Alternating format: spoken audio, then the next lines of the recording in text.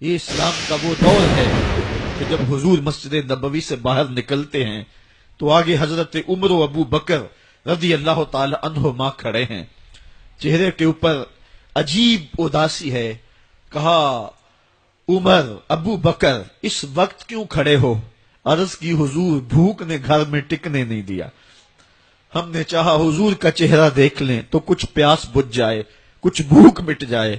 حضور نے فرمایا میرا حال بھی یہی ہے. جس چیز نے تجھے گھروں سے نکالا ہے وہی چیز مجھے گھر سے نکال لائی ہے. چلتے ہوئے حضرت ابو ایوب انصاری کے گھر کے قریب سے گزرے.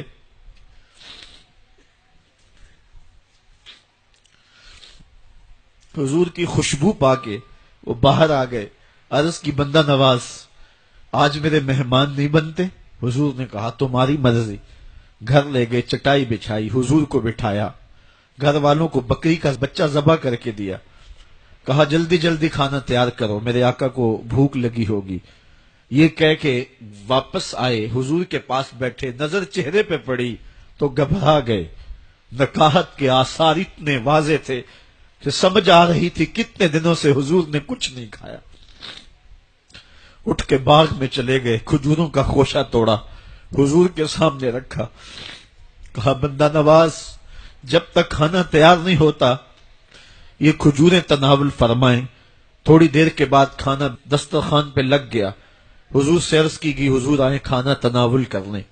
حضور نے دسترخوان پر تشریف فرما ہو کر کے حضور نے کپڑا اٹھایا تو حضور نے جب دیکھا کہ کھانا ہے تو حضور نے ایک روٹی لی اور چند بوٹیاں اٹھائیں اور ایک خادم کو بلا کر کے کہا جاؤ ہمارے گھر دے آؤ، میری بیٹی فاطمہ کتنے دنوں سے بھوکی.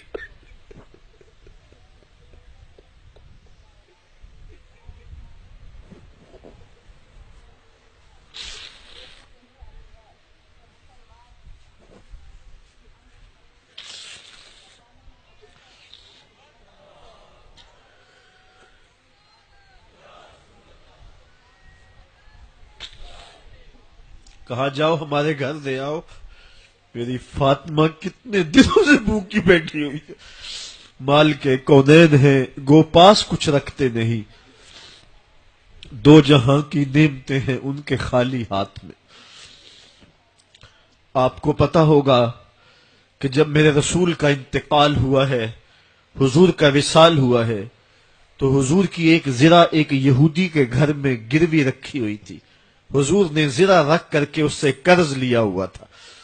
یہ اسلام کی غربت کی کہانی ہے.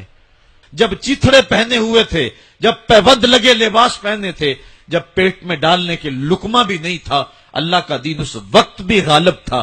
اور جب گلیوں کے اندر ریشم بکھرا ہوا ہوتا تھا کوئی اٹھانے والا نہیں تھا، دین اس وقت بھی غالب تھا.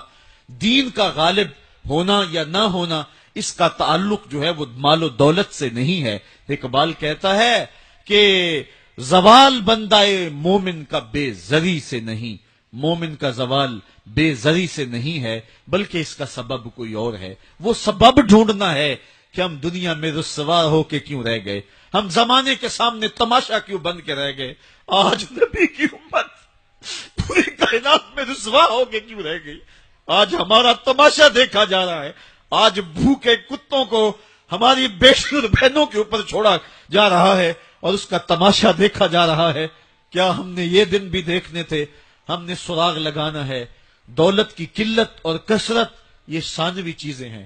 ہم نے تاریخ میں دیکھا ہے ہم کبھی مالی طور پہ کمزور تھے، رسوا نہیں ہوئے ہیں. مال زیادہ ہو گیا، رسوا نہیں ہوئے ہیں. رسوائی کے سبب کوئی اور ہیں. جب تک ہم اس عزت والے اسلام کے دامن کو تھامے رہیں گے ہماری عزت قائم رہے گی، اور جب اسلام کے علاوہ کسی اور جگہ سے عزت ڈھونڈیں گے تو رسوا کر کے رکھ دیے جائیں گے.